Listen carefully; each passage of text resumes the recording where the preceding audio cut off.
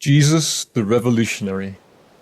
The system has used both religion and politics to divert idealistic youth away from the only truly revolutionary ideology ever created. Religion has made the truth impotent by turning it into meaningless rituals. Its real agenda is hidden. In league with the state, it aims to make idealistic youth into loyal systemites. Nothing could be less revolutionary. Political ideologies of both the right and left have taken some truths and made them into platforms from which to condemn the truths of the other side. The sins of the establishment are all to be found in the replacements being offered politically. The problem with society is essentially spiritual, so the solution requires a revolution of the spirit. Any political ideology that cannot change the inner motivations and attitudes of people cannot lead to lasting change. Conversely, no political power can stop the changes in society that will take place when spiritual revolution affects people's attitudes and motivation. Jesus taught a complete reversal of the motivations that most take for granted. Instead of producing for greed or fear, people in his kingdom produce because of love and a desire to contribute to others. This approach represents a bigger threat to the system than all other ideologies combined. People who are immune to greed and fear, although apparently powerless, actually possess far greater power than the system. The church and state recognized this danger in Jesus and worked together to eliminate him. See John 19, verse 12. But it is the nature of the spiritual power to increase under persecution. The result was that his message spread throughout the world. The revolutionary kingdom of heaven does not depend on the changing whims of an electorate. It can be achieved right here and right now by individuals who decide to do all that they do only for love, abandoning all material ties in surrender to this love. The more we live out this reality of working for love and trusting God for our material needs, the more the kingdom of heaven manifests itself visibly here on earth, right now. This is no pie-in-the-sky religion. This is the only fully revolutionary answer to the world's problems. And, because it works best under persecution, there is nothing that can stop it. The root of all evil. The love of money is the root of all evil. 1 Timothy 6, verse 10. The human race has been conned into believing that we cannot live without money. We are conditioned from early childhood to use our lives to become rich. We are taught that if we don't use our time doing things which receive a monetary reward, we are parasites on society. The glitter and status of wealth and possessions have blinded people into believing this lie.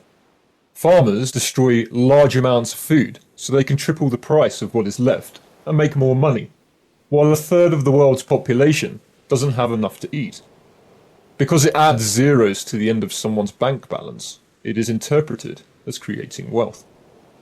Greed is destroying us. Poor people become the brainwashed slaves of the rich, whether working in their factories or sacrificing their lives in a war. They believe money will make them happy, and that without it they will die. Family relationships are neglected in this race for the dollar, resulting in many broken marriages and many more unloved children. Even those who become rich are not happy, because they aren't doing what they like to do. How many of you would stay in your jobs if you weren't paid for it? Very few. Most of us have prostituted our lives to the highest bidder. The ones who are doing what they enjoy doing are much happier. To them, work is play. We call it plurking. Consequently, they are more reliable, more dedicated, and more contented than their workmates. To achieve real wealth, we need people who actively resist the temptation to work for money, choosing instead to use all of their skills, energy, and resources to make a better world through love. Jesus came to tell us about this new world order. He called it the kingdom of heaven. He promised that the creator of the universe will feed and clothe anyone who will work for him. He asks us to help others for love rather than to make money. We have trusted this promise and found it to be valid. Would you like to try?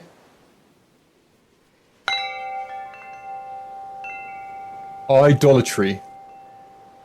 Primitive people made statues then convinced themselves that their statues possessed special powers. They would talk to them, give gifts to them, even kill their children and sacrifice the dead bodies to these lifeless lumps of wood and stone. Religious leaders used this misplaced faith to control people.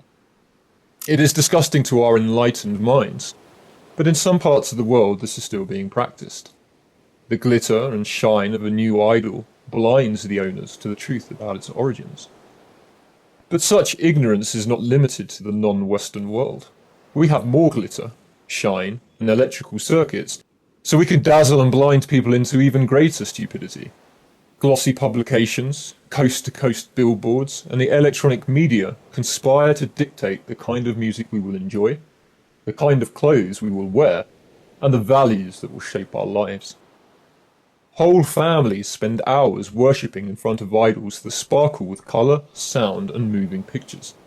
These idols tell parents that they can find happiness by working harder in the idol factories of our world to get money. In turn, parents teach their children that they too must dedicate their lives to the production lines. The high priests of our society give us tokens, money, for sacrificing our lives and families to their religion of economics. Anyone who suggests that the real God is displeased with such materialism is rejected as superstitious. It is considered more intelligent to put your faith in things you can see and touch, things we made ourselves. But cars, swimming pools, and video games don't answer questions about the origins of the universe, satisfy one's need for love, or provide a meaningful purpose for life. So the priests of greed find new ways to numb our senses and destroy our souls. They pump us full of foolishness, drugs, and sex. Foolishness comes in everything from comics to cabarets, from cassettes to commercials, and they call it happiness. Drugs come in pills, cans, and cartons. We can eat them, drink them, and inhale them, and they call it peace. Sex comes in many forms too. Videos, discos, parties, bi, hetero group, and they call it love. But foolishness, drugs, and sex get sicker and sicker until the idol producers are able to give us hate, violence, and terror, and still watch us slave away to get money to purchase these perversions. Movies and music get further away from the comfortable promises of good triumphing over evil, until love songs become hate songs and torture becomes entertainment. We queue for the privilege of being debased by such sickness. On top of this comes a revival of religious fervour. None of the old superstitions about a loving creator who can feed and clothe you. No, only the idols can do that now. But lots of new superstitions about how stars or lines on your palm or leaves in your teacup can control your life and lead you to true happiness. The meaning of life is to be found in biorhythms, auras, aromatherapy, you name it. Every week a new book of jargon and double talk lands on the market. The more ridiculous the claim, the more enthusiastically people will believe it. And now we are approaching the final stage of global madness, blatant worship of the devil, the incarnation of all that is evil. True, we stopped believing in the devil years ago, but it didn't make him any less real. We've been worshipping him without knowing it ever since we stopped worshipping the Creator. And the devil has been using money and all that it buys to destroy our minds and souls ever since. The world is now sufficiently under his thumb that he can take public credit and gloat in his successful humiliation of mankind. Is there no way out? Yes, there is. Smash your idols and return to simple childlike faith in God. To hell with the lies of the respectable, though demonic system and its brainwashed puppets. We don't need their dollars or their idols. God can feed us if we will work to build a new world of love. We've tried it, and we found that it works. You may be sure that nobody who is greedy, for greed is idolatry, will ever receive a share in the kingdom of God. Ephesians 5, verse 5. Contentment. Owe no man anything except love.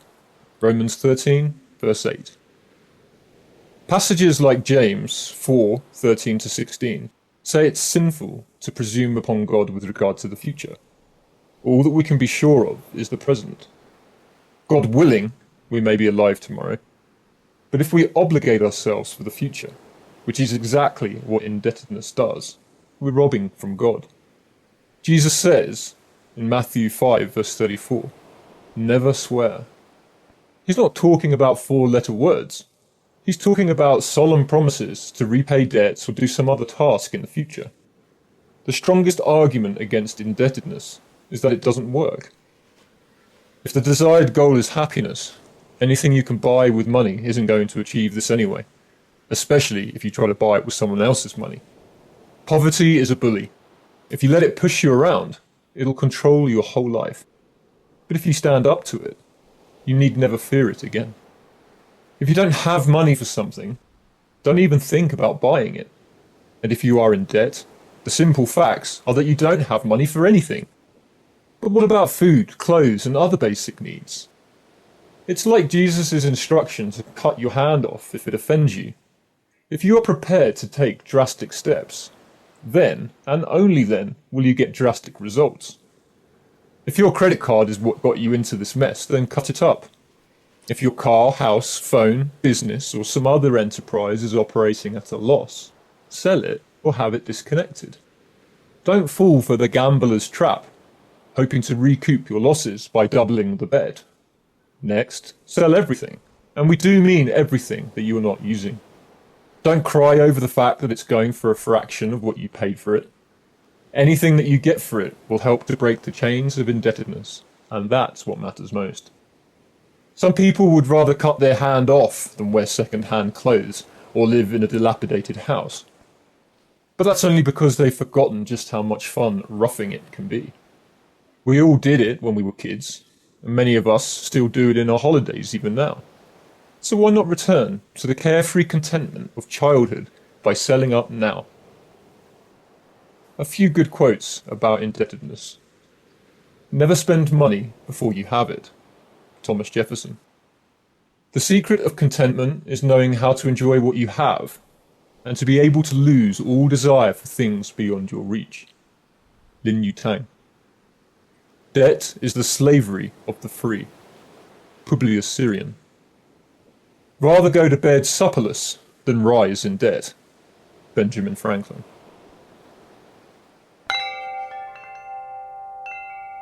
The fear of poverty. The system is powerless unless we let it frighten us. And if we fear poverty, we've already admitted defeat. Do we complain about system injustices, but still play its games?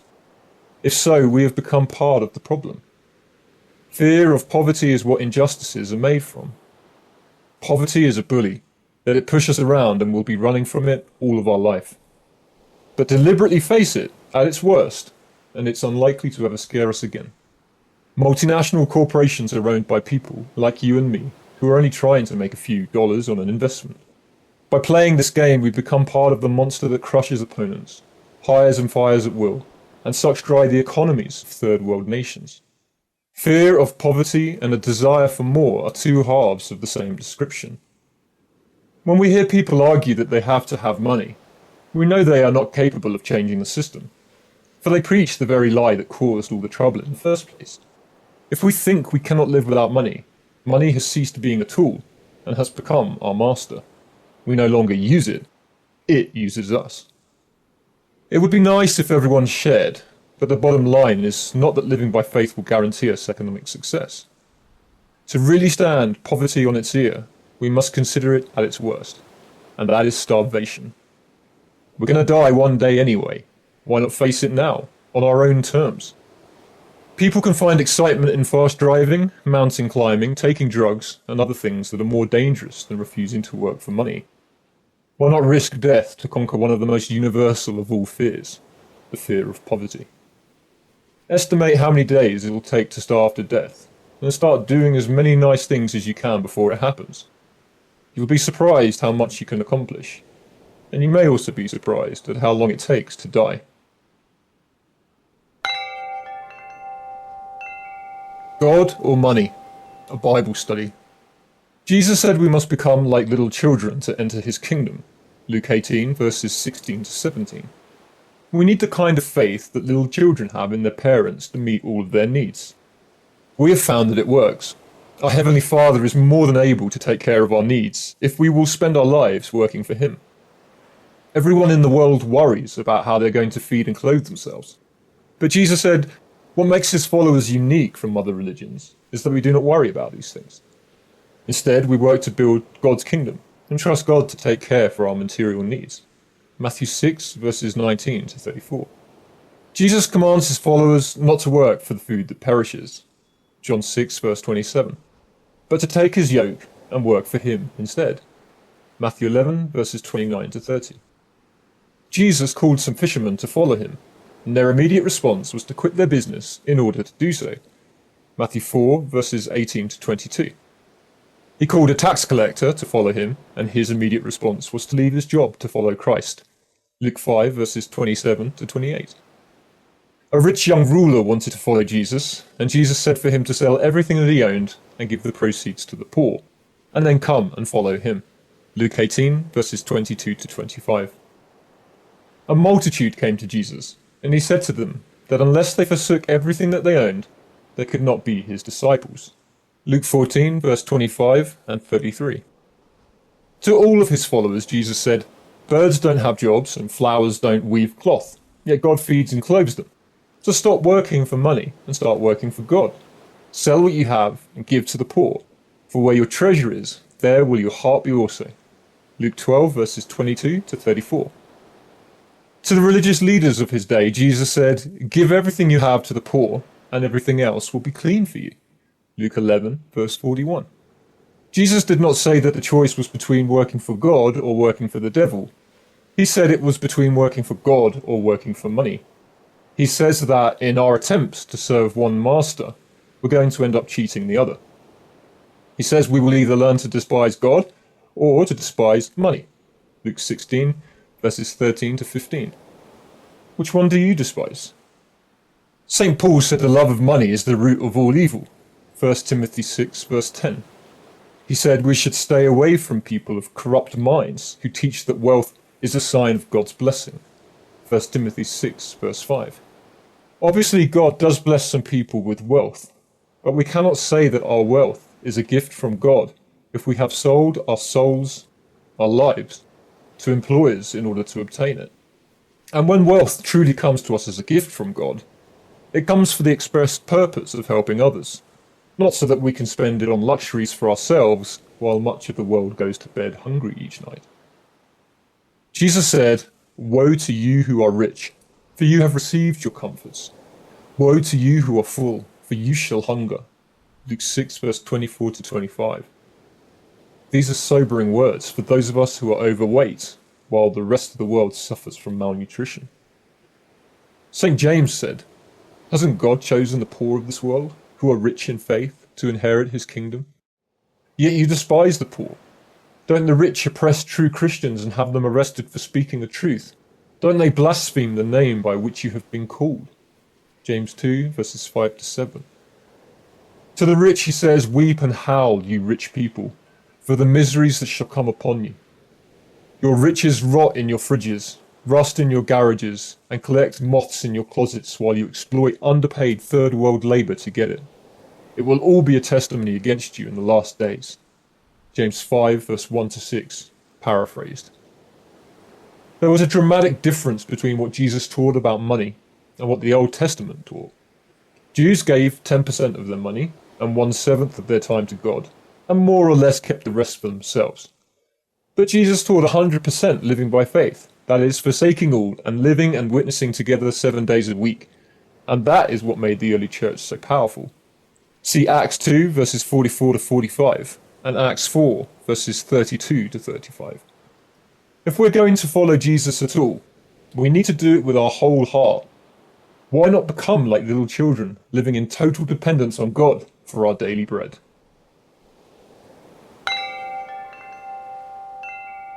Steps to living by faith. Jesus Christ taught people not to think about how to feed and clothe themselves. Matthew 6, verses 25 to 32. He said that if we would work to build His kingdom, God would feed and clothe us. Matthew 6, verse 33. He called labourers to come and work for Him. Matthew 11 verses 29 to 30. And not to labour for the food that perishes, John 6 verse 27. He said that we cannot work for two employers at the same time, and that making money and serving God are mutually exclusive motives for doing things, Luke 16 verse 13. He said that if we do not leave everything we own, we cannot call ourselves his followers, Luke 14 verse 33. Common sense tells us that such teachings just wouldn't work in today's world, so most of us reject outright what Jesus said. Yet, if Jesus is really the Son of God, then maybe we ought to put more faith in him than in common sense. Maybe we ought to at least give his teachings a try. This article outlined some practical tips to living by faith, based on the experience of people who have tried and found that they work. Pray. The first and most important lesson is for us to learn to pray. Not long hours of self-torture or eloquent recitations, but real, gut-level honesty with God and with ourselves. If we're going to climb out of a boat and try to walk on water, we can't afford to have misplaced faith. We must ask God to show us his will clearly from the teachings of his Son. God will use many different means to feed and clothe us, and if we're not brutally honest, we will soon be trusting the means more than we trust God. Prayer helps us to stay honest. Simplify. The Bible says to be content with food and clothing, 1 Timothy 6 verse 8. Jesus instructed us to pray only for enough food for today, Luke 11 verse 3. If God gives us literature, musical instruments, vehicles, buildings, computers, or whatever to use for him, that's fine. We don't have to have these things. People who think they must have such things are always working for something that they decided they needed, instead of getting to work right now with what God has given them to work with. If we have hands, legs, a strong back, a voice, and or a good mind to use to share God's love with others, then we have more than enough to get started right now. Sell. When we only need enough cash for our daily bread, it's not so difficult to believe that we can survive, at least for a while, on the resources that we already have. We can start by selling the things that we have and using the funds for the poor, Luke 12 verses 32 to 34. Any time we find ourselves without food enough for today, we can classify ourselves as poor, and some of the funds can go toward feeding ourselves. We should resist the temptation to give our worldly wealth to family and friends who do not need them. We should make the rich pay for our possessions if they want them, and then use the proceeds to help those who are really in need, as Jesus commanded. We may find ourselves with sufficient funds to assist with things like transport and literature to get this message of living by faith out to other people as well. This too is part of what Jesus has told us to do. Mark 16 verse 15. As long as we never go into debt to do so, Romans 13 verse 8. And as long as we don't hang on to things because someday we may be able to use them for God, James 5 verses 2 to 3. Give. If we are miserly with the funds or possessions we have when we are living by faith, then we aren't really living by faith. We must not become trapped into thinking that everyone else must do the giving now, and we must always be the receiver. We should try to regularly give something, secretly, totally, whether or not the recipient deserves it, without any strings attached. We should also guard against giving in the hope of getting something in return, or to build up a good reputation. It is our secret giving that is the real measure of our faith in God, and it will also be the greatest faith builder, as we see God himself responding in ways that we had never expected. Work. Living by faith should not be a cop-out from social responsibility. We just have a different employer, God, and a different motive, love. We should be constantly watching and listening for practical ways to show God's love. While others concentrate on jobs that offer prestige or good pay, we can look for where the greatest needs are, then seek to meet them. If we are not working, we are not living by faith. We show our faith by our works, James 2, verse 18. And if we refuse to work for our new employer, we just might find that he refuses to feed us, 2 Thessalonians 3, verse 10. Ask. Greedy people have no shame about asking for ridiculous sums of money for themselves and for their products. So why should God's people, who are ready to give their lives in service to others, feel guilty about asking for help in some small way? Jesus commanded his disciples when arriving in a town to ask who is worthy to help them, and to eat the food and accept the shelter that these people provide. He added, "The labourer is worthy of his hire." Matthew 10, verses 10 to 11, and Luke 10, verses 7 to 8. Greedy people will invariably condemn non-greedy people for being poor, since they judge everyone on the basis of how much money they make. But it's the greedy people who are not worthy of helping us, and we need not soil ourselves by accepting their money. On the other hand, neither should we let them make us feel unworthy when we accept help from people who do appreciate what we are doing. Share. Because love involves a minimum of 2 people, Jesus only promises that his Spirit will be present where 2 or 3 people are gathered together to promote his cause. Matthew 18, verse 20. Our prayers and our testimonies have far more weight when expressed in company with other Christians. Matthew 18, verse 19, Luke 10, verse 1, and Hebrews 10, verse 28. Early Christians lived together and shared everything in common. Acts 2, verses 44 to 45, and Acts 4, verses 32 to 35. This unity made them stronger corporately, and also made them stronger individuals, because they were able to learn from each other and to correct one another when errors arose. Conclusion. Well, that's the theory. Of course, what's most important is whether we choose to put it into practice. Jesus said, "Don't say in 4 months, I'll begin to harvest." The harvest, indeed, is plentiful, but the labourers are few. Pray that God will send forth labourers into his harvest field. John 4, verse 35, and Matthew 9, verse 37.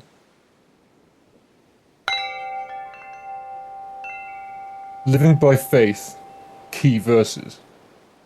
Living by faith is one of Jesus' most important teachings. It turns love and faith into action. Here are some key verses on the subject. Number 1. You can't serve God and money. Matthew 6, verse 24, and Luke 16, verse 13. If you work for or obey someone, you are their servant. See Romans 6, verse 16.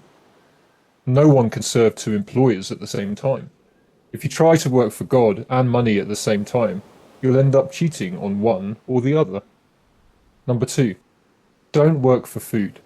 John 6, verse 27. Jesus even challenged working for basic needs. God's seal goes to those who stop working for food and start working for him. Revelation 7, verse 3. Number 3. Paul preached night and day.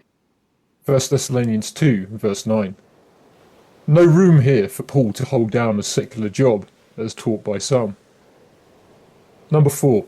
Work for God and he'll feed you. Matthew 6, verse 31 to 33. What makes us different from all other religions is that we work for God and not for money. Number 5. Good people live by faith. Romans 1, verses 16 to 17, Hebrews 10, verse 38, and Galatians 3, verse 11. Theoretical faith is not the same as living by it. Justification comes by faith that works 24/7. Number 6. The root of all evil. 1 Timothy 6, verse 10. All Christians should support a war on the root of all evil. But where is anyone doing that? Number 7. Greed is idolatry. Colossians 3, verse 5, Ephesians 5, verse 5. Greed and idolatry both represent faith in materialism more than faith in God. Number 8. Sell what you own. Luke 18, verse 22, Luke 12, verse 33, and Luke 11, verse 41. This formula for eternal life and for being a Christian, that is a disciple, is not taught in any church today. Number 9. Forsake all. Luke 14, verse 33. Arguably the most hated verse in the entire Bible. Number 10. Forsake your family. Luke 14, verse 26. They call it hate when we don't put them before God. So that is why Jesus said, hate. Number 11. No soldier pays his own way. 1 Corinthians 9, verses 7 to 11. Paul understood that it is God's job to take care of his troops. Number 12. Quit your job if you can. 1 Corinthians 7, verses 21 to 23. A surprise verse to most people.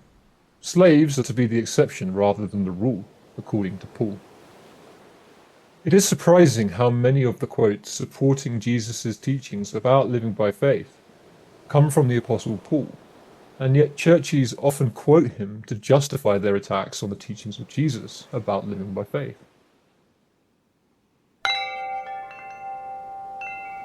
Let go and let God do it. Do you think you're not strong enough to live by faith? Do you think that living by faith is something people grow toward until one day they wake up strong enough to obey Jesus? This is not the way it works. Living by faith can be one of the hardest things God asks us to do, but it's also one of the easiest. A day-old Christian can do it. God never asks us to do anything that we cannot do. In fact, living by faith is as easy as falling off a log. That is because the hardest thing God ever asks anyone to do is to let go. And anyone can do that. What makes it so hard, and what takes our energy, is all of our hanging on to reputations, jobs, possessions, friends and relatives, and our very lives. It's only when we let go that we find real freedom, real rest. Consider parachute jumping. It doesn't take much strength to step out of a plane. Easy as falling off a log, remember? But most people won't do it because they're scared. So they miss out on the exhilaration of flying without any visible means of support. Fear that God won't provide us with the necessary material support is what stops most of us from ever stepping out by faith. Faith in a theological God isn't real faith, but it's relatively easy with no personal risk. Living by faith, on the other hand, is real faith because it's demonstrated by real action. This is the only kind of faith that will ever bring salvation. If you can't trust God for food and clothing right now, how can you seriously claim to trust him to return life to your dead body at some time in the future?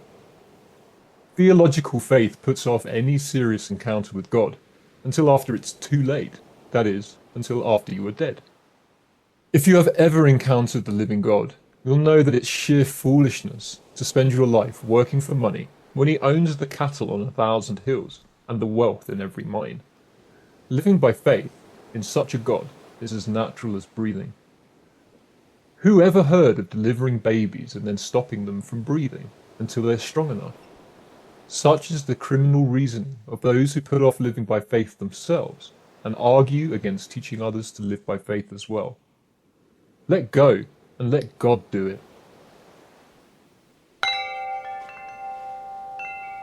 Forsaking all.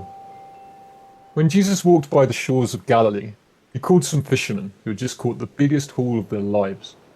"Come, follow me, and I will make you fishers of men." Immediately they forsook all and followed him. Luke 5, verses 2 to 11. They forsook the fish, the nets, their boat, their livelihood, their old life, and even their poor old father. How could they do such a thing?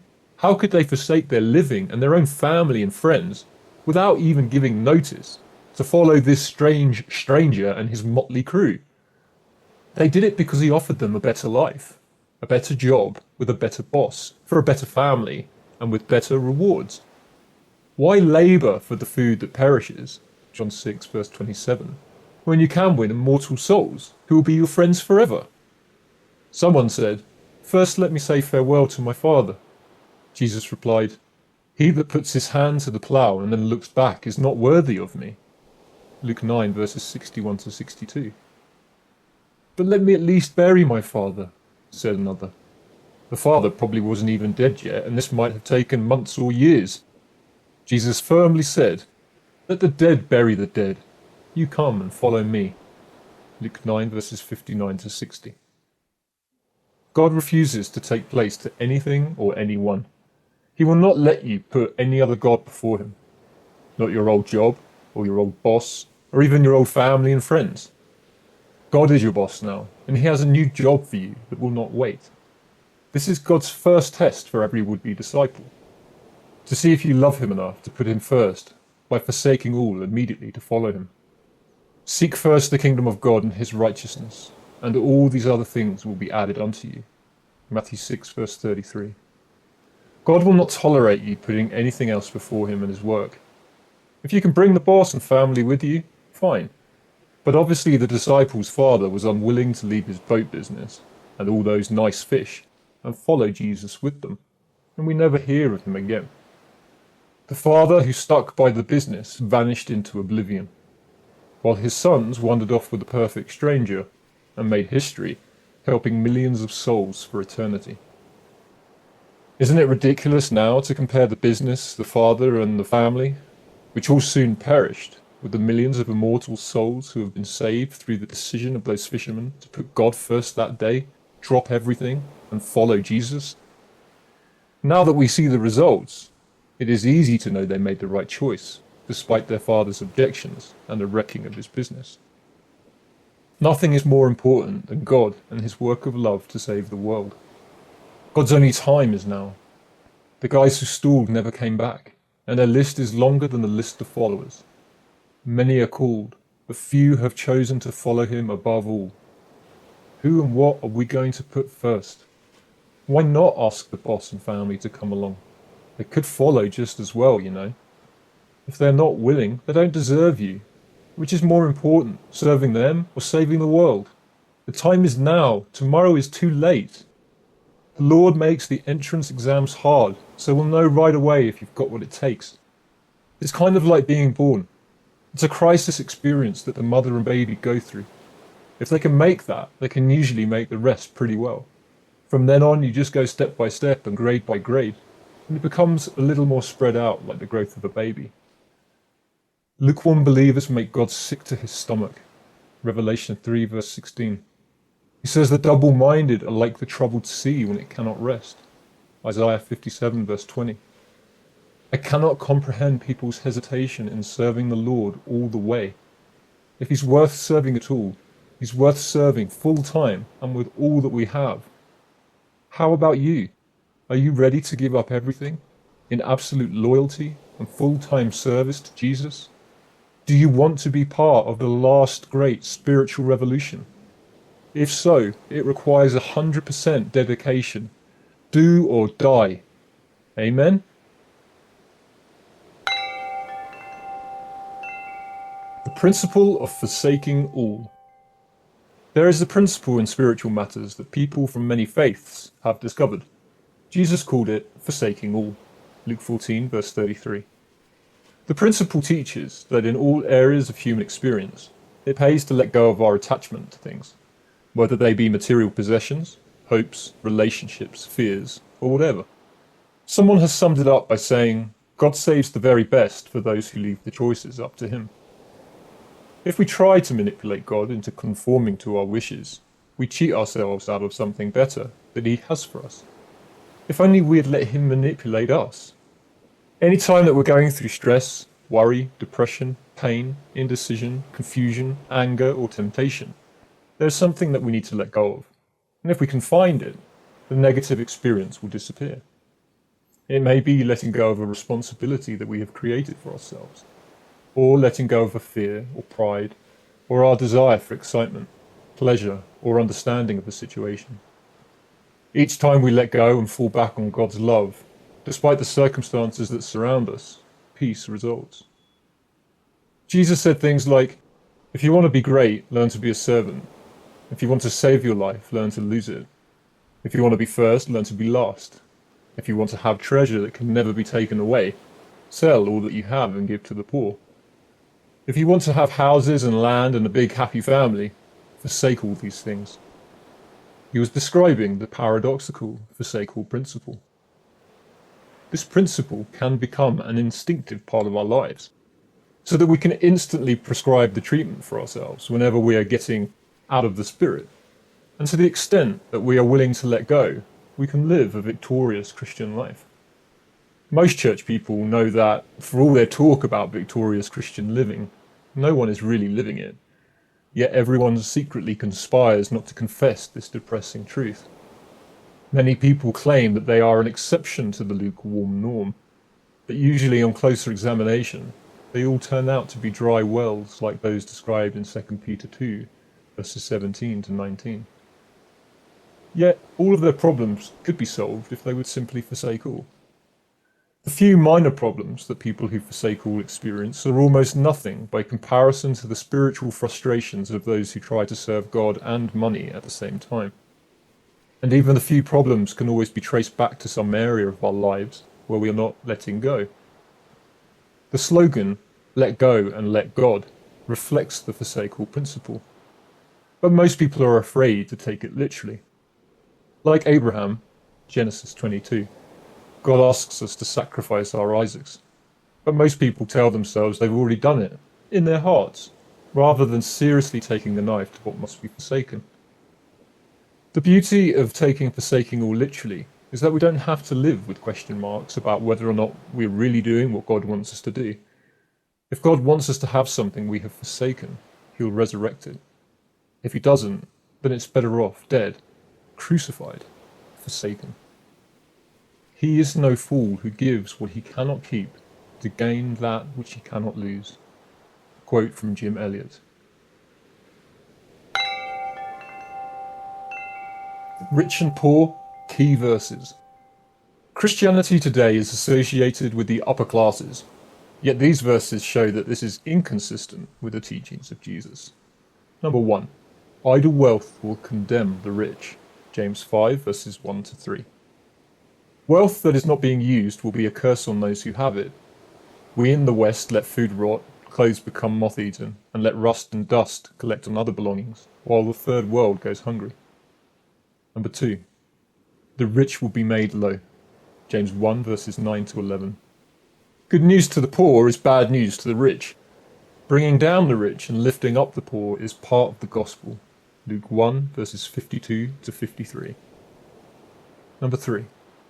God has chosen the poor. James 2 verses 5 to 7.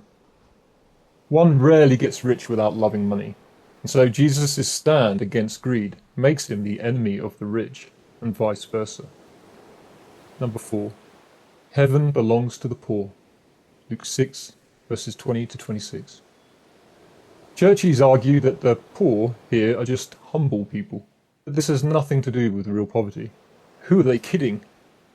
Number 5. It's nearly impossible for a rich person to get into heaven. Luke 18 verses 24 to 25.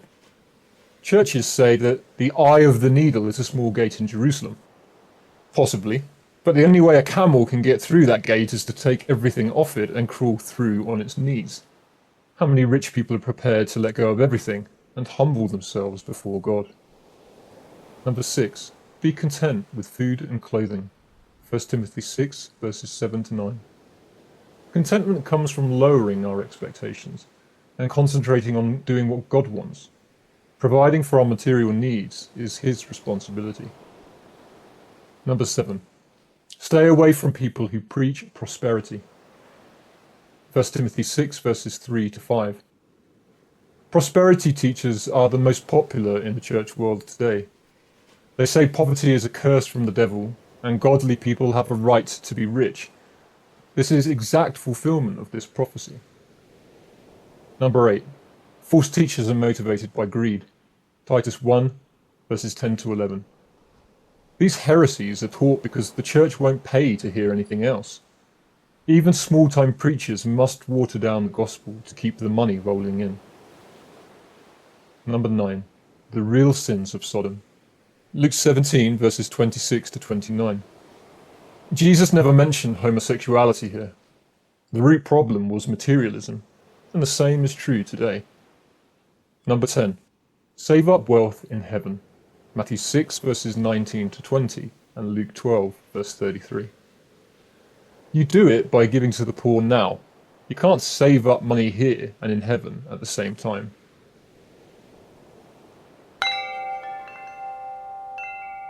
You can't mean all evils. St. Paul wrote a letter to a young Christian and said, "The root of all evil is the love of money." 1 Timothy 6:10. This is an amazing claim. Perhaps too much love for too much money would be acceptable. Or perhaps that it is the cause of some evils, maybe even a lot of evils. But just to come right out and say that all love for any amount of money is the cause of all evils is a bit much for most people to take. You only need to quote the verse as it is written to get a reaction from the average churchgoer. A common retort is something along the lines of, "It's the love of money, mind you, not money itself." Many of these same professing Christians will then go on to tell you how they know of a lot of rich people who have accomplished a lot for God. What is happening when people respond like this? Suppose someone says that drug addiction is ruining Western society, and the reaction comes back stating that it's not the drugs themselves, but addiction that is the problem. Suppose they go on to inform you that they know of many people who take drugs regularly, but that they are confident that these friends are not addicted, and that taking drugs does not affect their ability to live a happy, normal life. There's a fairly clear reason why the person would react in such a way. There is a line from Shakespeare which says, "Methinks thou dost protest too much." In other words, when someone feels heavily convicted by the truth in a statement, they tend to overreact, and this overreaction, or protesting too much, actually gives away their guilt. Modern Bible translators have had a problem with this verse because they know it's offensive to most church people. The King James Version faithfully expresses the thought of the passage. The original Greek does say that greed is the source of all evils, so how could the translators soften it and still avoid being accused of distorting the original message? The Bible Society came up with an ingenious solution for the today's English version. They wrote, "The love of money is a source of all kinds of evil." Apart from the dishonest use of the word "a", they have technically used the word "all". The problem is that they have used it in a phrase which has an idiomatic meaning that is rarely taken literally. All kinds of just means lots. It does not mean all at all. Surely, if greed is the root cause of all other evils, then it should be the fundamental target of any campaign to bring righteousness to the world. It stands to reason that if we could rid the world of the root of all evil, then the eventual consequence would be a world without any evil in it at all. But where is the church, denomination, or religion that is waging such a campaign against greed? The truth is that the entire topic of greed, and especially greedy people, presumably the rich, get very light treatment from religions everywhere. The more popular approach to this passage is that, for one reason or another, Paul never intended to say what he is recorded as having said in 1 Timothy 6 verse 10. Rather, that the love of money, while harmful if overdone, isn't all that bad, and certainly is not the cause of all the problems in the world. Some people may even convince themselves that 1 Timothy 6:10 slipped into the Bible by mistake, or that it was placed there by an overzealous monk in very early days of the church. However, if that really is so, then you would expect the subject to be dropped, and we would not find other passages in the Bible promoting such an extreme teaching. We would certainly not find Jesus or the apostles teaching such nonsense. The battle between good and evil for them would be more of one between God and the devil, perhaps with something like pride or a lust for power, and not greed, being the real source of all evil in the world. But is that really the case? In the Gospels, Jesus tells us that we have a choice between good and evil, and we cannot serve both masters. The picture is that of an employee or servant trying to work for two employers, or bosses at the same time. Presumably, one employer would be God and the other one would be the devil. But no, that is not how Jesus describes them. He does say that one employer is God, but he says that the other employer is money, or mammon. Mammon is a term for money, which also includes the material things that money can buy. Jesus says that we cannot work for God and work for money at the same time. Matthew 6 verse 24 and Luke 16 verse 13. How amazing! He goes on to say that we are going to end up despising or hating one employer or the other. Between this approach and the one taken by Paul, there is no room left for a person to be neutral, either with regard to God or with regard to money. We're going to end up loving one and hating the other. It's not a matter of loving one just a little bit more than the other, but rather a matter of putting them on opposite ends of the spectrum. One is going to be our God, and the other is going to be our worst enemy. We must choose. It is consistent with the picture of one employee trying to work for two employers at the same time. The employee is obviously going to have to cheat one employer in order to turn up at work for the other. His or her hate for the cheated employer will take the form of trying to rip off wages for something that he or she is not entitled to. Could it be that many religious people are trying to rip off or claim something from God, eternal life, when they are not really entitled to it? There is a widespread belief amongst professing Christians that we do not have to do anything to be entitled to eternal life. Salvation, they say, is our right. We're entitled to it, whether or not we ever turn up for work. But this is totally false. When questioned more closely, they will all admit that salvation only comes through faith, and almost all of them will say that this faith must be placed in Jesus Christ. So how much faith do they have in what Jesus has said about working for God in preference to working for money? For that matter, how much faith did they have in anything that Jesus instructed his followers to do? Jesus said that unless we stop working for mammon or material wealth, John 6 verse 27, and start working for him, Matthew 11 verse 29, we will be regarded as an employee who has tried to rip off the most powerful employer in the universe. He said to stop worrying about food and clothes and how we are going to get them, Matthew 6 verse 25 to 33, and seek first to build God's multinational kingdom of love instead. He said that if we will do that, God himself will take care of our material needs. He said that we should forsake all of our material wealth if we want to be one of his disciples, Luke 14 verse 33. So what has the church done with these and other specific instructions about challenging the root of all evil? They have told us that all of these teachings of Jesus and Paul mean little more than we should try to moderate our greed. It's okay to spend your life making money if you're doing it for your family, and if you don't engage in anything immoral or illegal to do so, and if you make a point of giving a percentage of it to the church. Forsaking wealth, they say, just means sharing a bit of it with the right people from time to time.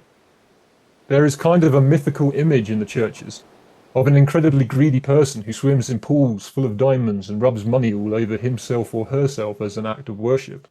Church people know that they should not want to be like that person. On the other hand, is there a record anywhere in the history of the entire institutional church, of all denominations, of anyone ever being excommunicated because of being too greedy? The truth is that absolutely any excess of greed can be tolerated by any church in the world, as long as you don't break a short list of other rules. You can swim in all the diamonds you like, and just between you and me, the more diamonds you have, the more profusely they will welcome you. It is precisely because of this unwillingness to forsake wealth and to attack greed that the church has been largely ineffectual in saving the world. Love of money in the world has caused wars, exploited the poor, led to drug trafficking, corrupted politicians, and much more. And love of money in the church has made the church virtually useless in changing present trends away from God. Daily the world grows richer materially, but it also grows daily more and more destitute spiritually. In the middle of the Sermon on the Mount, and in the middle of his discourse on greed, Jesus said, "The eyes are like a lamp for the body. If your eyes are clear, your whole body will be full of light. But if your eyes are bad, your body will be in darkness. So if the light in you turns out to be darkness, how terribly dark it will be." Matthew 6, verses 22 to 23, today's English version. In other words, if the church and individual Christians cannot get it clear with regard to his teachings on money, then Jesus is saying that they will not only be useless, but they will be seen as contributors to the terrible darkness that the world is in today. This teaching on money is the key to understanding all of life. It is in the same chapter that Jesus makes reference to King Solomon, who was believed to have been the wisest person on earth when he was alive. Jesus said that Solomon, with all of his riches, was not clothed as beautifully as God had clothed the flowers of the field. In another place, Matthew 12, verse 42, he refers to a story that is recorded in the 10th chapter of 1 Kings, when he says that the Queen of Sheba travelled halfway around the world to hear the wisdom of Solomon, and yet one greater than Solomon is here. There is, in accepting the teachings of Jesus about money, the key to discovering wisdom that Solomon barely scratched the surface of. The final book of the Bible continues with the theme of good and evil. It describes evil as a prostitute, Revelation 17 verse 5, and good as a bride, Revelation 19 verse 7. Both women give what our modern society has come to call love, but one does it freely while the other does it for money. Artists commonly refer to prostituting themselves if they let greed influence their work. And each of us does the same thing when we use the life and gifts that God has given us to make money, rather than using it to freely share him and his message of faith and love with the rest of the world. The prostitute is given a name. She is called Babylon. The name symbolizes all of the worldly empires of human history. Babylon in particular is most famous for having invented money. They did not invent greed, because greed existed even in the days of bartering, but they did invent a much more efficient way for people to satisfy their greed. Gold coins were the first form of money, but it has evolved through various forms over the centuries, as the rich have become more and more rich. The Revelation also compares God to a lamb that loses its life to save the world. Revelation 5 verse 6. The antithesis of this porcelain lamb is a warring beast.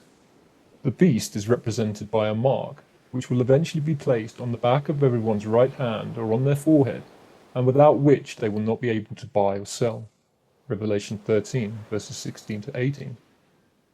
This is the ultimate step in the evolution of money, and it was prophesied in the Bible almost 2,000 years ago.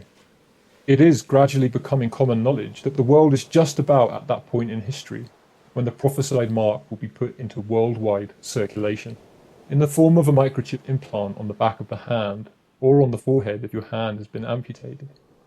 People will be able to wave their hand in front of a scanner to electronically transfer funds from one account to another in the fast approaching cashless society. This is not fanatical raving. It is all coming together right now. We can read about it almost anywhere in the secular press. The Bible says that anyone who accepts the mark will be eternally damned. Revelation 14 verses 9 to 10. So is the church concerned about it? Are meetings being held to adjust the financial structure in order to survive without taking it? Of course not. In fact, if the subject comes up at all, it is quickly followed by arguments in favour of the mark and against those who see it as evil. The root of all evil is leading the institutional church straight into the hands of the Prince of Darkness himself, and all it took was the love of money to do it. There is an interesting little note in the passage from the Revelation about the mark of the beast. It says, "Here is wisdom. Let him that has understanding count the number of the beast, for it is the number of a man, and his number is 666. Revelation 13, verse 18. The number 666 appears in only one other place in the Bible, and that, strangely enough, is the very same chapter that Jesus was referring to when he talked about having greater wisdom than Solomon. It is in 1 Kings 10, verse 14. This is the chapter that tells us that the Queen of Sheba brought many gifts to Solomon in exchange for hearing his wisdom. Others also came bearing gifts, and in 1 year Solomon received 666 talents of gold as a payment for hearing his wisdom. See, Solomon had a wisdom of sorts, but then he used it to make money. Jesus had greater wisdom, which saw through the money myth. He saw that love for money was the root of all evil. In a search for wisdom that starts with Solomon, we are taken back to Solomon, and the paradox is that on returning to Solomon, we discover that he was the counterfeit of the real thing. There is something better than Solomon, and it is the teachings of Jesus. The teachings of Jesus tell us that 666 talents of gold are worthless, whether it is in goods, gold ingots, cash, checks, stocks, or e-money. That faith in God and a handful of wild flowers are worth more than all of this. The teachings of Jesus tell us that we could have all the wealth of the world, be a powerful king, have women circling the globe to listen to us, and still we would have nothing if we would not follow God. The teachings of Jesus tell us that the relatively short history of the human race has been little more than an experiment, to see whether we would spend our lives working for the source of all goodness, or whether we would spend our lives working for the root of all evil. Our eternal destiny rests on which master we choose to work for. This article covers the root of all evil and the key to destroying it. There is a lot more that could be said, but none of it will do us any good unless we are prepared to act on the truth of what Jesus has said. Our talk about faith and love and sincerity all crumbles into meaningless babble unless we are prepared, in obedience to the Creator of the universe, to turn loose of our wealth and dedicate our lives to helping others and obeying God, without thought for food or clothing.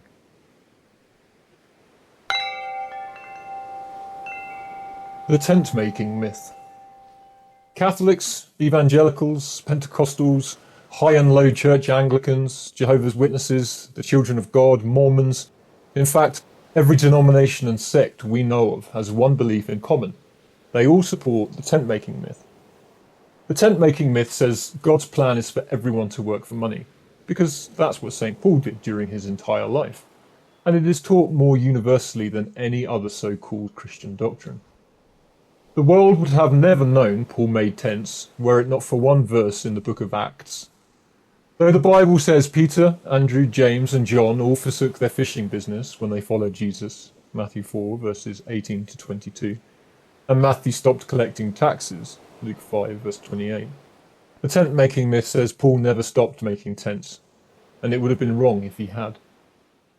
Ministers who live off the donations of their flock invoke the tent-making argument against anyone else in their church who shows signs of trusting God to supply their needs as they attempt to preach the gospel.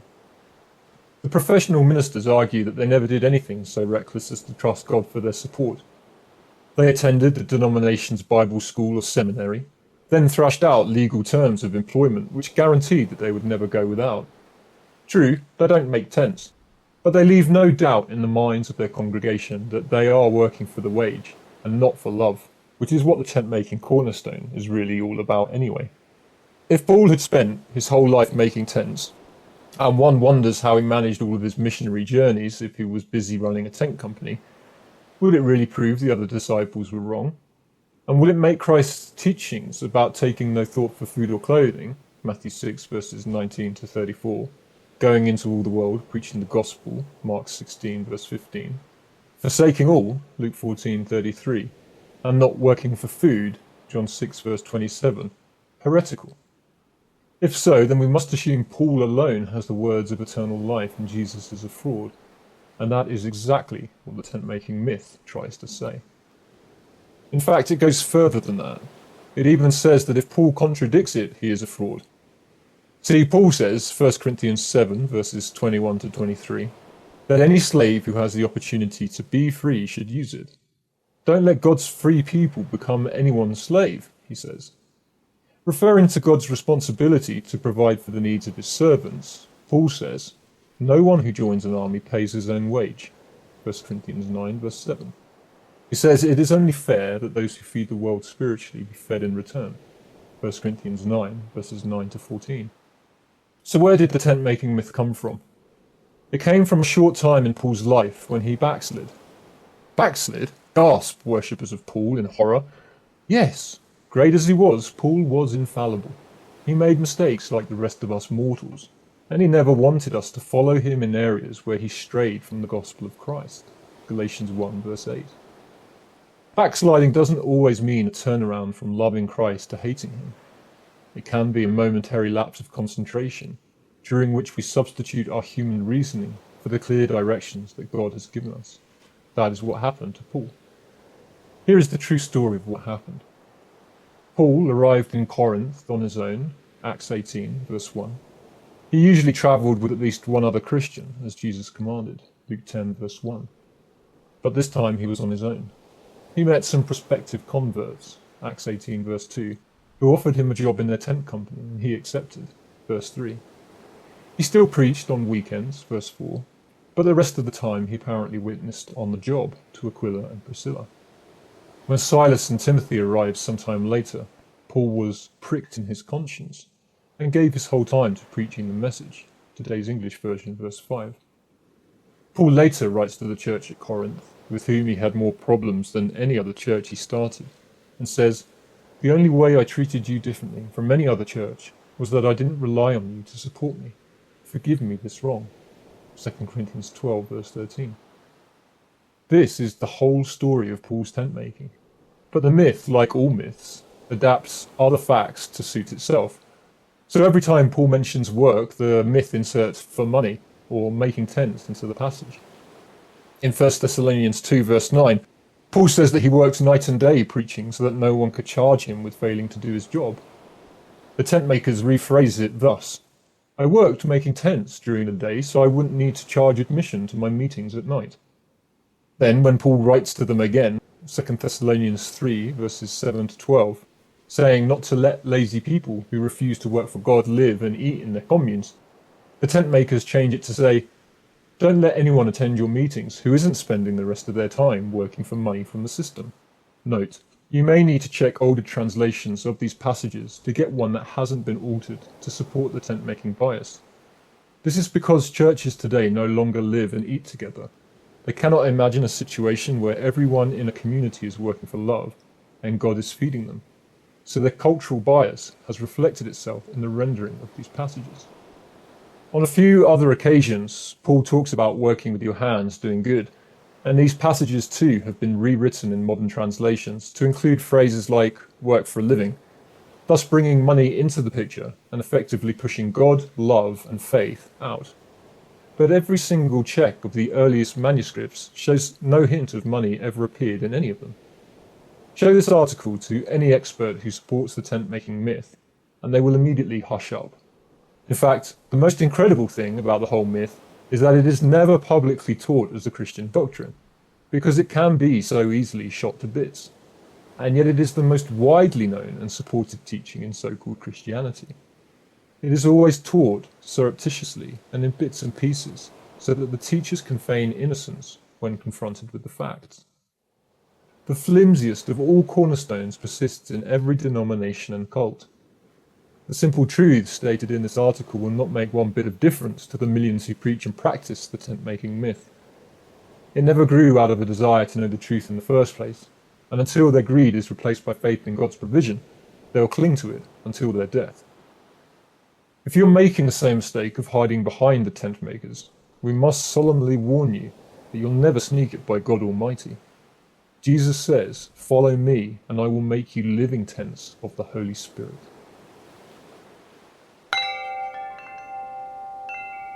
Advanced tent making. We may have been guilty of exaggerating a bit in the article The Tent-Making Myth. In it, we said that tent makers say that everyone must work for money. But some people who make reference to Paul's tent making are not saying that it is wrong for others, e.g. ourselves or the first disciples, to live by faith. All they are saying is that if Paul could get away with making tents, then why can't they do the same? These people are taking an eternal gamble. A, that Paul actually did serve Jesus, only on a part-time basis, and B, that God approved of this behaviour, and C, that God's approval constitutes a blanket approval for anyone else to do the same, even though it is in direct contravention of all that Jesus taught. A further problem arises when people, like us, publicly admit to suspicions about the validity of such an argument. Sure, we are allowed by the tent makers to live by faith, and even commended for our superhuman faith in doing so, but only so long as we do not say that others should be doing the same. So our claim that tent makers condemn anyone who tries to live by faith may come across as a more significant error than it really is. For even in its softer form, the tent-making myth condemns as heretical any teaching that criticizes those who are tent makers. While it is conceivable that missionaries and others within the church system might be genuinely living by faith without a thought about whether or not others in the church should be doing the same, we personally have found that great pressure is applied to those in full-time ministry to justify tent-making on the part of others. Threats are made, or implied, to cut off material support if tent makers are criticized. The tent makers, after all, and not God, pay the salaries of all these faith ministries, or so they say. And at that point, we become suspicious even about the faith ministries. Are they really living by faith in a God who can take care of them with or without donors? If so, then they should speak the truth without fear of the consequences. But if they are living by faith in the donors, then you can expect that they will be quick to justify the materialism of their supporters. They must do that, in their thinking, if the donations are to continue to roll in. Now, let's back up to the compliments that we receive about having great faith. When a rich young leader called Jesus good master, Jesus pulled him up for it.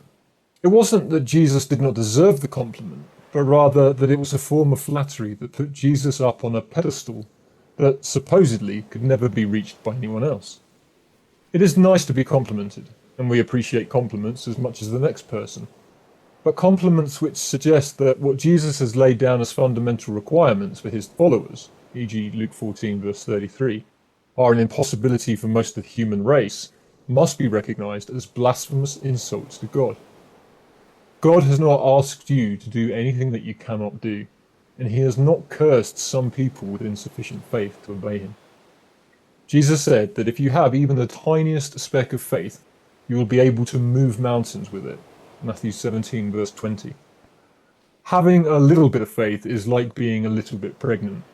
You either have it or you don't. And if you're not obeying Jesus, it's not because you cannot, it's because you will not.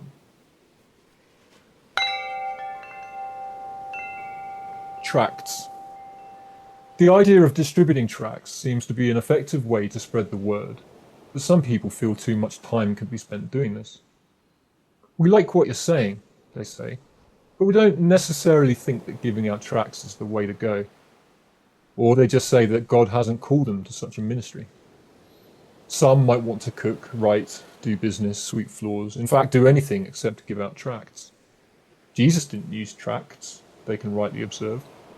But of course he didn't use musical instruments, computers, microphones, or auditoriums either. So what did Jesus do? Looking at the Gospels, we can see that there were a couple of times when he preached to the multitudes. But on the whole, he tended to just get out on the streets, day in and day out, sharing his message. He used stories to make it interesting. And on the weekends, he would seek openings to make his point at the synagogues.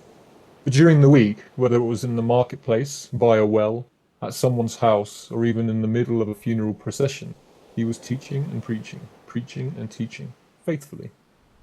I must work while it is yet day, he said. The night comes when no one can work. John 9, verse 4. The harvest truly is plenteous, but the labourers are few. Luke 10, verse 2. Go into all the world and preach the gospel to every creature. Mark 16, verse 15. The last sentence is called the Great Commission. It is the task Jesus has assigned to us. Preach the gospel to every creature. True, Jesus did it by word of mouth, but someone wrote it down too, then copied it and eventually printed it. Now we have the gospel according to Matthew, Mark, Luke, and John. Some would even say that we have it according to Paul, according to Peter, and according to a few other people as well. But in each case, it is in writing. You may not necessarily think that putting it in writing like they did was the way to go. But if they hadn't, we would not have the Bible today. We would just have some preachers each telling us what someone told them that someone else had told them, passed on down through the centuries. Imagine how garbled the message would be by now. And that is what happens when people listen to preachers, watch dramatic productions, or just share in a conversation. We can go away with all kinds of misconceptions based on our own ignorance, hang-ups, and biases. But when we get something in writing, we can refer to it later, share it with a friend, read it 1,000 times if we like, and get a clearer understanding each time that we do. Preaching publicly is a valid approach to spread the word, and so are things like street drama, graffiti, media stunts, etc. But using tracts to preach the gospel just seems to be the most efficient and most reliable way available to obey the Great Commission. It is humble work, no applause, little recognition, and lots of rejection. As some people may point out, it is not the only way to go about preaching the gospel. But if it happens to be the most effective way to get the job done, then why not invest time in it?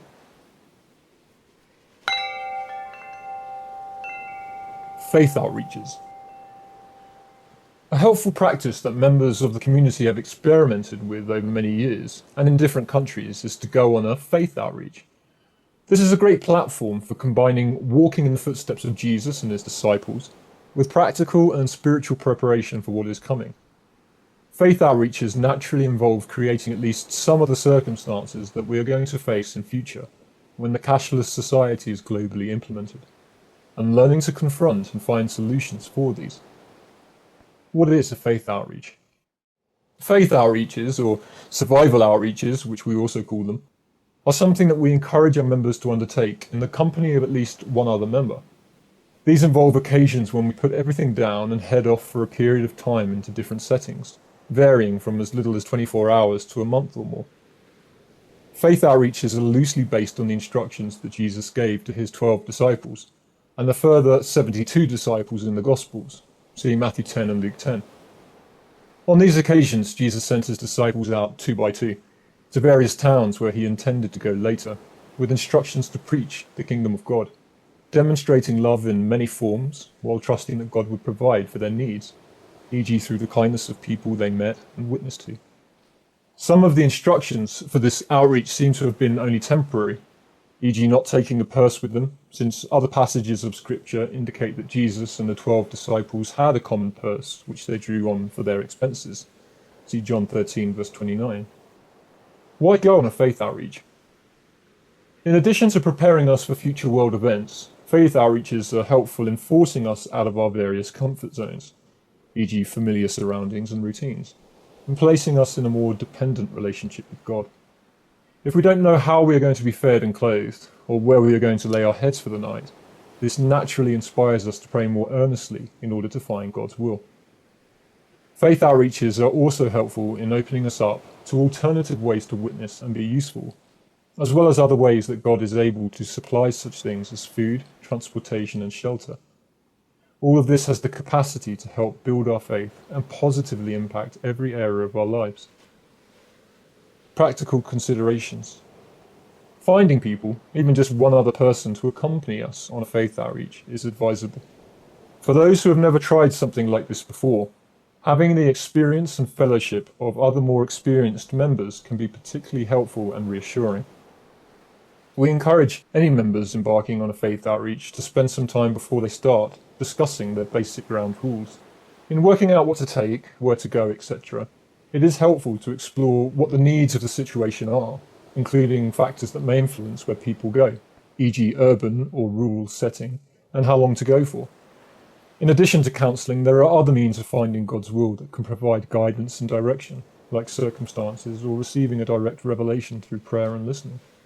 At the start of most faith outreaches, members usually head out without any money or food on their persons, although it can vary considerably with regard to which items members may agree to take. On some occasions, members walk off with just the clothes on their backs, and on other occasions, they may feel led to take certain items, e.g. items like a backpack, Bible, toothbrush, notebook, map, tracts, even tent, etc. There is no right or wrong approach. The main issue for people to get clear is what God's will is for each faith outreach. In some cases, members have begun with one approach but ended up relaxing it. In other situations, the reverse has been true, and they have ended up feeling led to take a harder line on themselves, e.g. to create a scenario where waiting on God for his provision is made clearer. This has included approaches like refusing to handle money, even if someone offers it or if it is found, choosing not to bin raid for food, or ask people for help. During one particular faith outreach, a member received the words "open formula" in a prayer time after the team had started out with a more hardline approach. This prompted those involved to relax their approach, which led to them successfully experimenting with practices like hitchhiking. Whatever approach is decided on may depend on the level of faith and experience of the individuals taking part. However, it can be helpful to remember that God has the clearest idea about what we are able to handle and what we are not. To explain more about the listening and prayer aspect mentioned above, usually this involves trying to quieten our minds in order to hear anything God may wish to say to us, similar to meditation. At the start of one particular faith outreach in Australia, 4 members asked God for leadings in order to help them decide what their next move should be. A leading refers to what we receive in a listening time, whether it be some words, a vision, Bible verse, etc. One member received a vision of a turtle, another received an image of a spiral, and another received the word fortitude. They were quite close to a river at the time, so they took the turtle vision to mean that they should walk along the river in the direction of the city centre. Around an hour later, after walking a few miles, they saw a road sign to Fortitude Valley. It was the first time that they'd been to the city, so until that point they did not know this place existed. It's no surprise that on seeing this sign they concluded that the Fortitude leading was a prompt to head there. When they arrived in the city of this suburb, they wandered down the main pedestrian street. Coincidentally, in the centre of the shopping precinct was a large mosaic spiral. Shortly after sitting down on a bench next to the spiral, they got talking to a guy who owned a Turkish restaurant. After finding out what they were doing, he invited them to have some free food and coffee at his restaurant. The 4 members remained in and around this area for the rest of the week, during which time they experienced many inspiring interactions and situations as a result of their decision to follow their initial prompts in faith. It is important to note that there may be more clarity from God in certain situations than in others. Members regularly do not receive such clear leadings as those mentioned above, and leadings can also be misinterpreted. Each faith outreach is different, and it is important not to worry when things seemingly don't work out. However, if we keep trusting, we usually find that things do work out in the end. And sometimes, with the benefit of hindsight, we come to understand more clearly how God was leading us all along. Being useful, aka seek first the kingdom. To be a successful moneyless experimenter requires finding a purpose greater than money, with the currency and mediator between us and our needs being love. Putting the needs of the kingdom first has more to do with following God's will and promptings rather than necessarily doing something. However, in reality, God usually does lead us to reach out to people, or to be useful and productive in some way. In each situation, the main questions to get clear are 1. What are the needs? And 2. How best can we fill them? During some faith experiments, members may feel led to focus on in-reach time together, working on interpersonal relationships. However, usually the Spirit prompts us to focus on some form of reaching out to people, hence the term faith outreach. There are many forms this outreach has taken in the past, and it's likely that future faith outreaches will take many different forms. Experimentation, openness, and flexibility are necessary. It can be helpful to draw on our experience of what has worked well in the past, but this can sometimes get in the way if we are not open to hearing God saying something different to us in the present. There are times when God has left it up to us to decide how to reach out to people, practically and spiritually. On other occasions, God has provided clear pointers about a particular approach to take or activity to get involved in. Some past means have included making signboards, using cardboard thrown out on the street, with meaningful messages on them, or offers of free work, e.g. cleaning someone's house or garden, helping with some form of tuition, etc. Sometimes we have gone on the street and offered free hugs or counselling. On other occasions, we have used chalk to draw catchy images or write meaningful slogans on pavements or walls. Sometimes we just look for ways to be useful in the local community, like collecting rubbish from communal areas and discarding it responsibly, or visiting drop-in centres and asking if they need any help. The possibilities and opportunities are endless. While engaged in free work projects, we often find that it can be better to say less about our beliefs to the people we are helping, and to let our assistants do most of the preaching for us. However, because it is quite rare for someone to experience a complete stranger offering to help them with no strings attached, this can prompt them to ask questions. In the process, we are given an opportunity to reveal why we are doing what we are doing, which can naturally lead to Christ. The beauty of the seek first the kingdom principle is that helping and loving others is its own reward. We are given satisfaction from seeing someone's life positively impacted when we choose to help without thought of getting something from them in return. And the additional reward is that we experience our own needs getting looked after in the process. Often, but not always, this comes from the people who are helping, who feel inspired to offer us food, drink, clothing, shelter, showers, etc. However, on many occasions, it does not come through the people who help, but through some other means. For example, during the Australian faith outreach mentioned above, the 4 members walked past a barbecue area late one evening after they had done a free work project elsewhere in which they were not offered any material provision, and they found an equally dividable amount of food for 4 people left on a table, seemingly just waiting for them. Although it is impossible to create a system out of living by faith, our human nature often leads us to worry about how and when we will obtain the resources we need. Usually we find that the more we worry, the more we restrict God's provision, with the result that we worry even more. Sadly, many people in the world choose to allow their lives to be dictated by this anxious thought process. But the way out of this catch-22 scenario is as simple as choosing to act in faith. There is an invisible work going on here, which can be a bit hard to put into words. It's something that we can't double bluff either. For example, if we embark on a free work opportunity, secretly hoping that we're going to get something in return, this usually backfires. When we do something with a motivation other than love, we are less likely to enjoy what we are doing because it feels more like a system job. In addition to this, the person we help is more likely to pick up that our intention is not pure. God can also intercede in situations where our motivations are not right, to ensure that we don't receive what we secretly want, in order to teach us the wisdom of trusting Him more. This work of trust and motivation is natural for us to struggle with. However, the more we experiment with faith outreaches and the seek first the kingdom principle in different aspects of our lives, the more improvements we are likely to make, at least over time. Challenges and expectations. It is hard to prepare for all of the challenges we are likely to face during a faith outreach. However, just knowing that we will all be challenged is part of the preparation. If we act in faith, then God provides us with the means and strength in order to meet these challenges head on and to come out the other side stronger and wiser. We have often found that the first few days of a faith outreach can be the hardest, during which time we are most likely to think about giving up. Challenges can range from going through caffeine withdrawals to struggling to get a clear sense of how God may be leading us, to coldness at night, and the list goes on. However, we would encourage people to think twice before deciding to throw in the towel. Very little in life is worth having if it comes too easily. And on the other side of challenges are rewards that we usually find are well worth going through the challenges for. There is often a sense that God may be testing our faithfulness and resolve during faith experiments to see if we will keep trusting Him while He sets up various circumstances.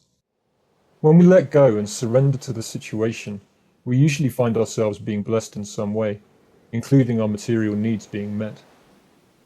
Making drastic changes to such things as our living circumstances, diet, or normal routine can be challenging, but doing so can also help us to develop more resourcefulness and enable us to get a more balanced view of our lives.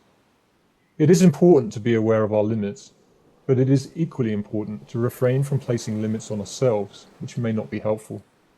God knows our limits a lot more than we do, and being stretched is usually the way we find out just what we are capable of, with God's help. Something we commonly find on faith outreaches is how thankful we are for any little kindness or provision that comes our way. The other side of the coin of letting go and forsaking something is gratitude when something lands on our plate. Gandhi said that we appreciate our food when we are hungry, that hunger is the best source. How very true. We also develop more empathy for those people in the developing world living hand to mouth on a daily basis, who often go without.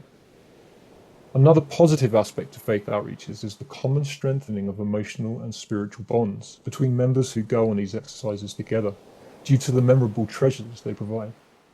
These experiences and memories can help us go into future faith outreaches with an earnest expectation, while assisting us through challenging times we may face on those as well.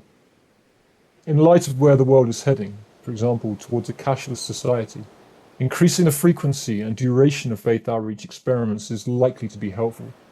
In sync with God's leadings, it may also be helpful to experiment with increasing the degree of moneyless practices and end-time scenarios one creates during these experiments to better prepare ourselves.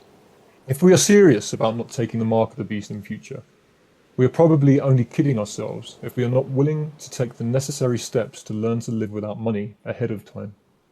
This is worth praying about further when considering whether to experiment with the concepts of faith outreaches and living by faith in general.